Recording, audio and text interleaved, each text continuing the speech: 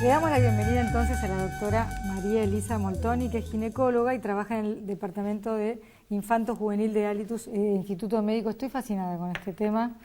Primero definamos, bienvenida. Gracias. Pubertad, ¿viste? Porque se dice pubertad. Hay una edad que se denomina la edad de la pubertad. ¿Cuándo empezamos a pensar en una chiquita que puede ser pasible de tener algún inconveniente o no, simplemente una consulta? En realidad la pubertad es un proceso, es un conjunto de cambios que ocurren a determinada edad. La edad en la que ocurre es variable de persona en persona, digamos, pero se habla de todo ese proceso mediante el cual una niña se transforma, digamos, adquiere la madurez sexual con la finalidad última de reproducción, y eso incluye, por lo tanto, ese crecimiento va a tener que ver con su maduración, digamos, de los órganos sexuales reproductivos, una maduración hormonal.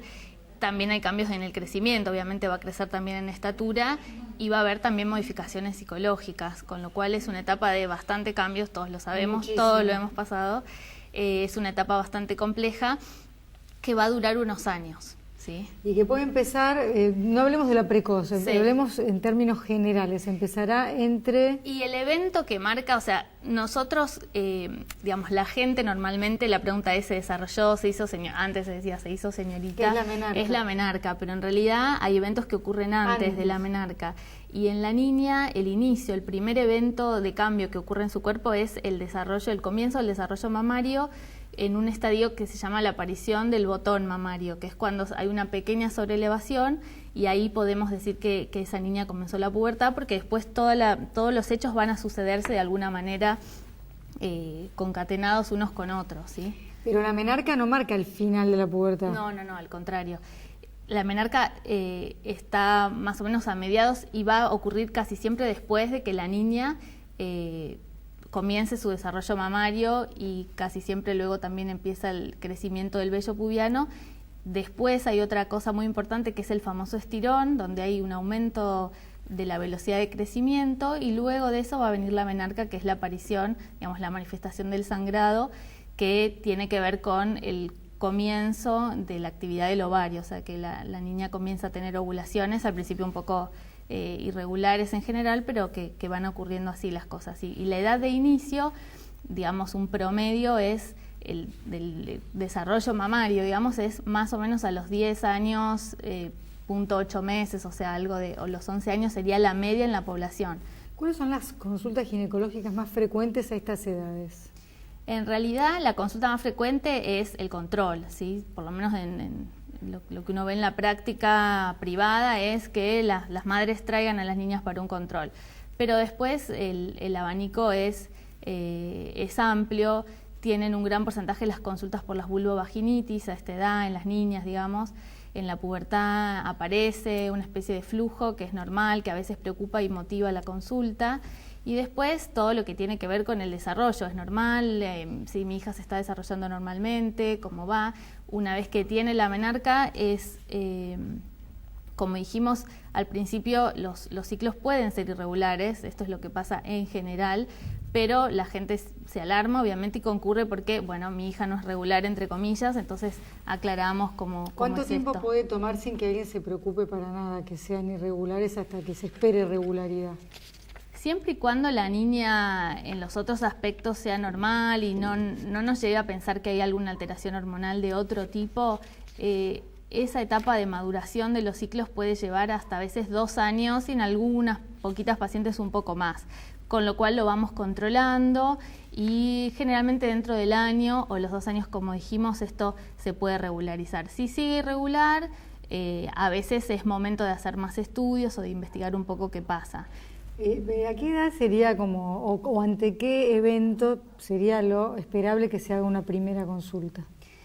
No hay una edad en la que yo pueda decir, bueno, esta es la edad para traer a las niñas, pero quizás es una buena práctica que concurran las niñas al ginecólogo, a la ginecóloga infanto-juvenil.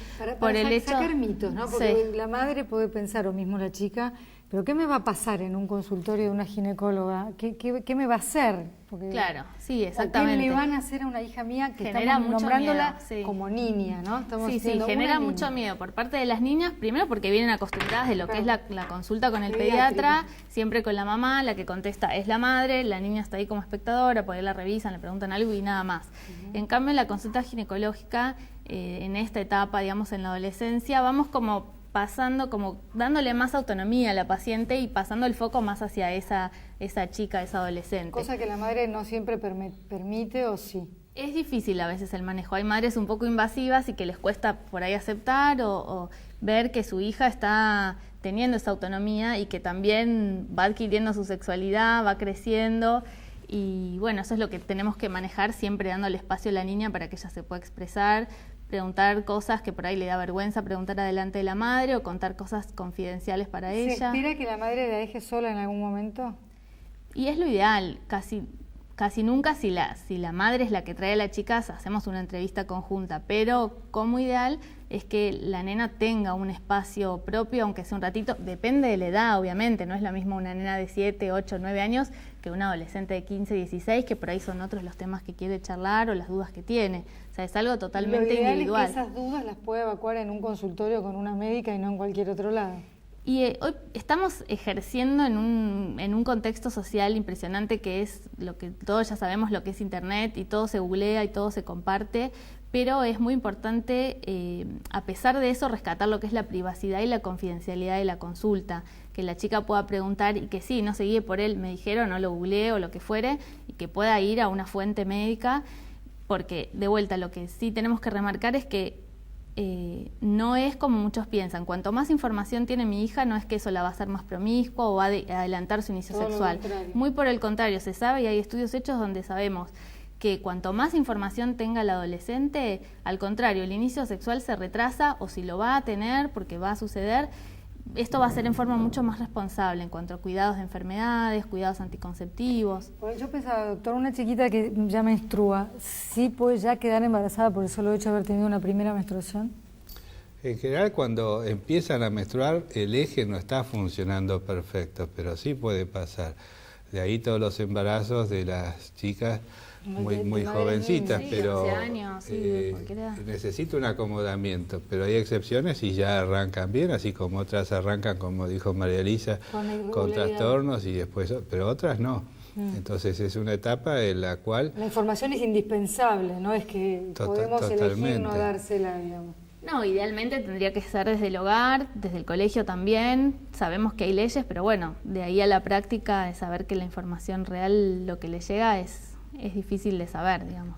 Un síntoma de alarma, ¿cuál podría ser? Porque también puede pasar que en una casa decidan que no es tiempo de ir a visitar a ningún ginecólogo hasta más adelante.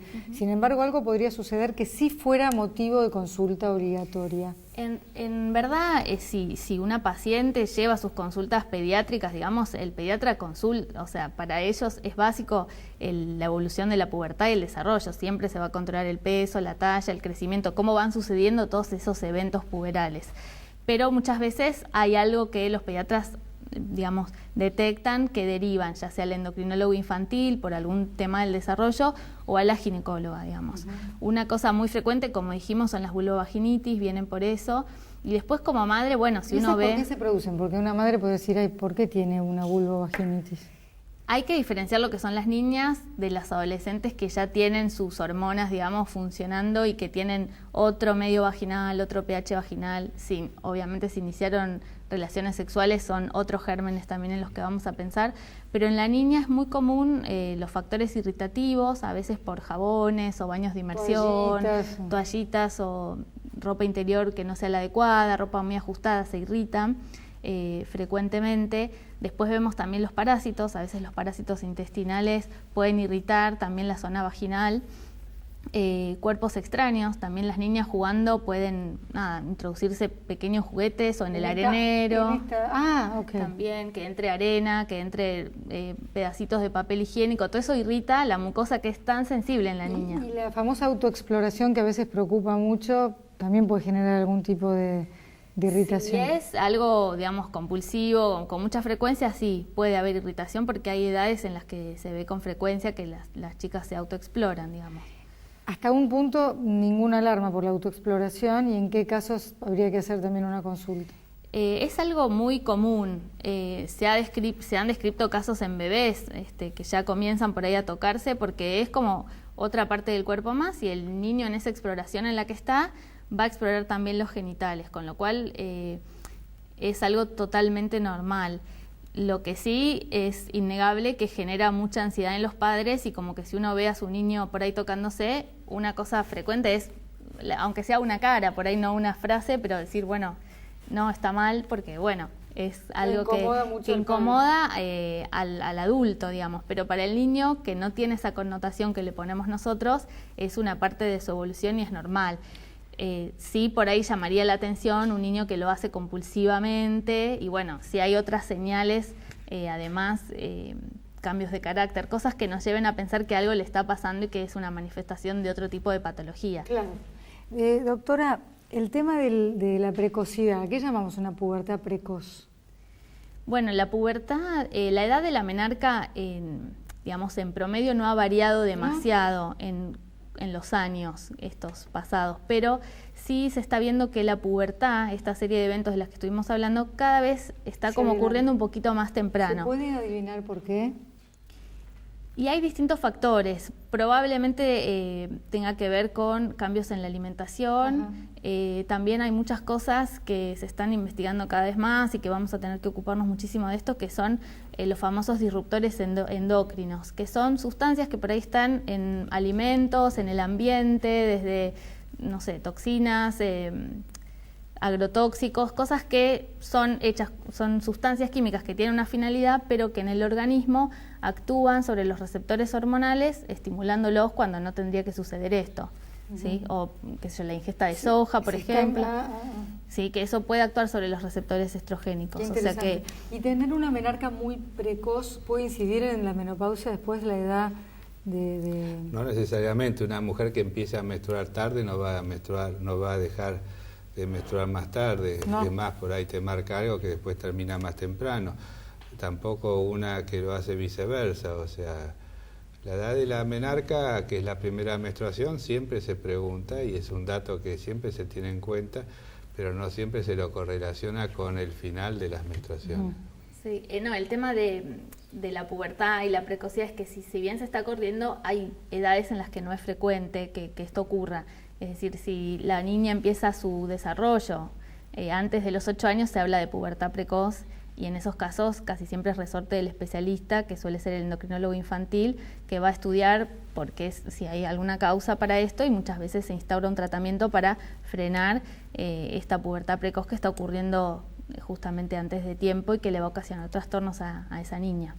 A veces... Cuando se desarrolla temprano se detiene luego el crecimiento. O sea... ese famoso estirón, ¿es cierto que se produce justo antes de la menarca, el más grande de los estirones? Claro, sí. Y después tienden a cerrarse los cartílagos. Exactamente, después por los estrógenos, por un cambio, digamos, se van a cerrar el cartílago de crecimiento y ya los centímetros que se van a ganar luego de la menarca van a ser mucho menos, por ahí 3 o 4 centímetros más. O sea que el gran crecimiento es previo a la menarca.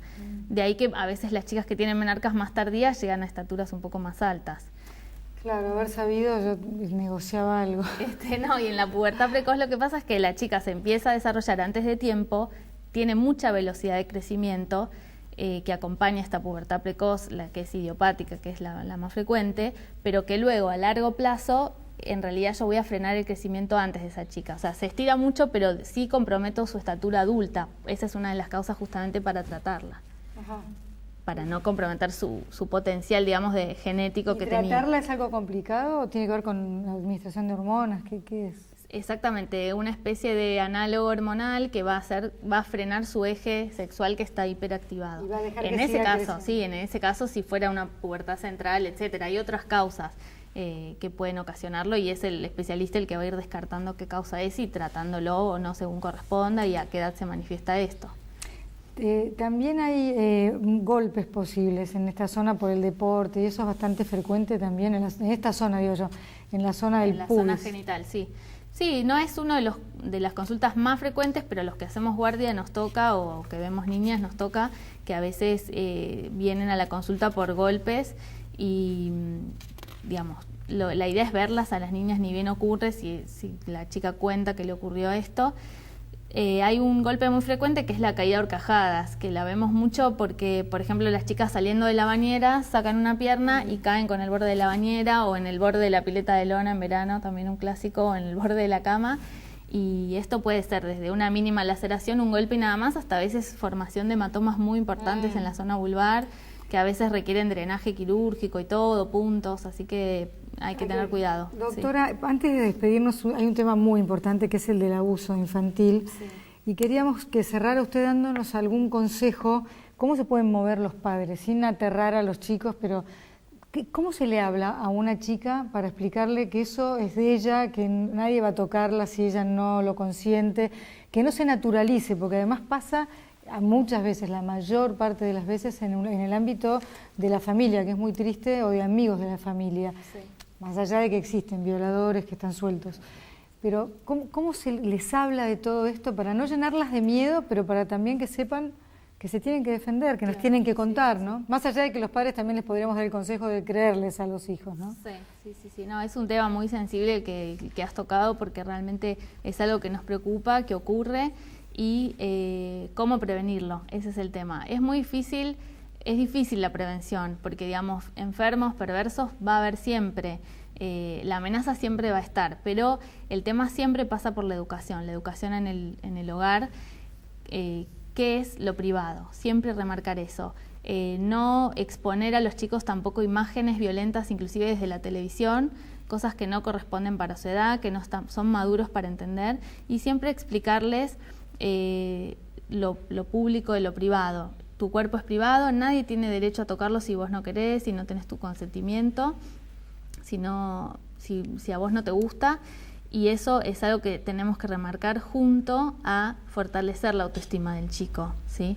Para que no lo obliguen a hacer algo. Para que no lo obliguen, sí. Después, mismo las redes sociales, ¿no? No obligarlos a mostrar lo que no quieren mostrar. Es que es todo un tema lo de las redes sociales. O sea, el chico tiene que tener obviamente su privacidad, pero los padres tiene que haber cierto control, me parece, porque estamos viendo cada vez más esa exposición, que es un tema muy complejo igual dentro de la adolescencia, que es otra etapa distinta, digamos. Pero bueno, el tema de la exposición de lo privado genera este tipo de interrogantes a veces.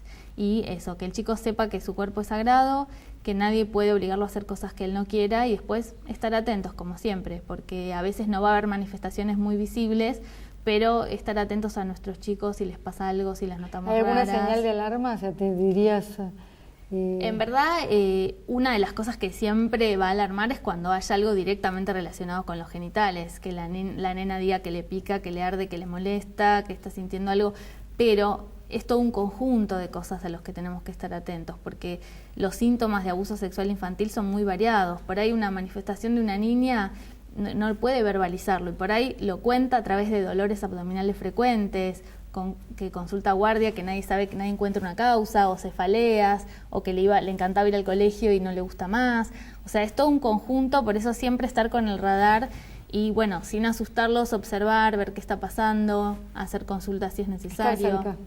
Estar cerca, exactamente. Bueno, para una chica encontrarse con una doctora tan joven, tan agradable, lo digo de verdad, ¿no? En una primera consulta, encontrarse con alguien, algún día vas a ser grande también, pero tenés como una cosa angelical que debe ayudar mucho.